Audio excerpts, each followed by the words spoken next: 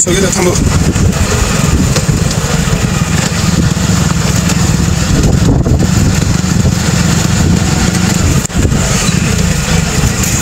됐어.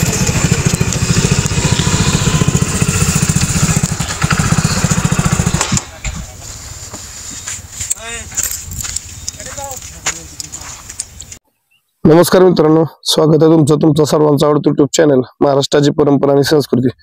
आज आलोय सिद्धेश्वर कुरोली या ठिकाणी। सिद्धेश्वर कुरोली तालुका खटाव जिल्हा सातारा।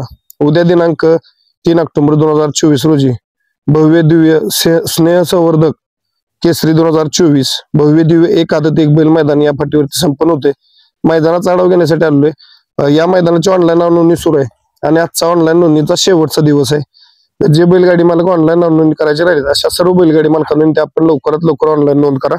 आज संध्याकाळी या ठिकाणी 9 वाजता लाईव्ह लॉट जाहीर होणार आहेत। एकंदरीत आपण जाणून घेऊ आयोजकांच्याकडून काय रूपरेष आहे। फौजी नमस्कार, डॉक्टर नमस्कार। नमस्कार डॉक्टर, काय सांगाल, काय नियोजन आहे, कसं काय मैदानाचं? गणेशोत्सवाचं औचित्य साधून आम्ही हे मैदान भरवलेलं आहे। बर, मैदान उत्तम आणि पारदर्शक असं होईल। मैदानाचं प्रथम क्रमांकाचं बक्षीस आहे 1 लाख रुपये मानाची ढाल। द्वितीय क्रमांकाचं बक्षीस आहे 70,000 रुपये मानाची ढाल। तृतीय क्रमांकाचं बक्षीस आहे 50,000 रुपये। चतुर्थ 30, पंचम 20, 15 आणि 10 अशा प्रकारे बक्षिसाचं स्वरूप आहे। तर मैदान हे उत्तम प्रकारे होईल।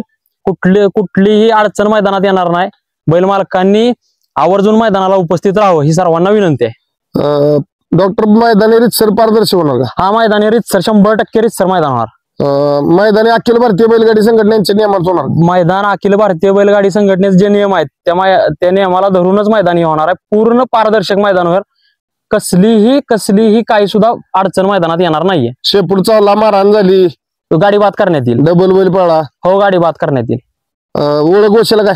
ओळख वशिला घरी, पावणारा ओळा घरी। बरं, आता साधारणतः आपले ऑनलाईन नाव नोंदणी किती झाली? साधारणतः 250च्या समथिंग वर गेल्यात गाड्या आता। बर, आणि आज जरा ऑनलाईन जास्त व्हायला लागल्यात गाड्या, त्याच्यामुळे सगळ्यांनी मैदान पारदर्शक असल्यामुळे गाड्या येणार इथं।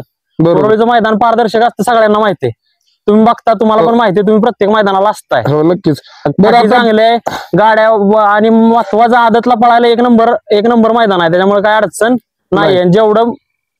जेवढं जास्त बैल मालक उपस्थित राहतील तेवढं सहकार्य होईल।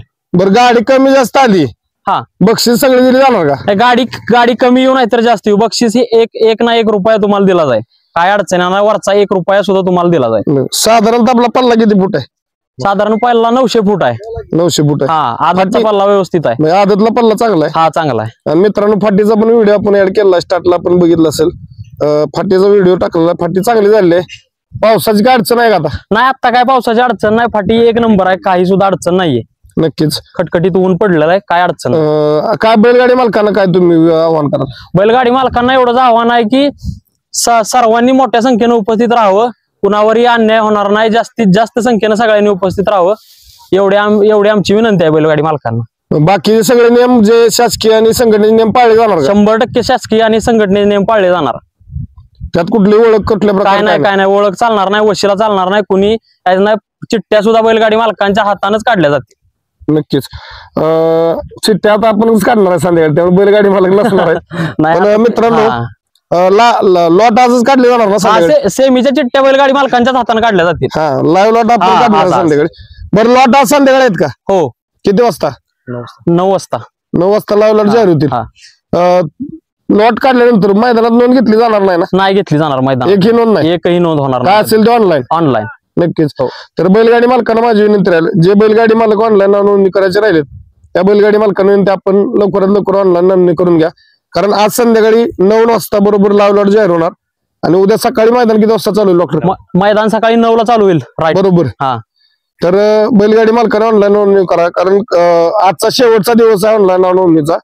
मैदानात कुठल्याही प्रकारे नोंदणी घेतली जाणार नाही. पूर्ण मैदान ऑनलाईन पद्धतीने ऑनलाईन असतील तेवढ्याच गाड्याचे लॉट काढले जातील. मैदानात कुठल्याही प्रकारे नोंद नाही.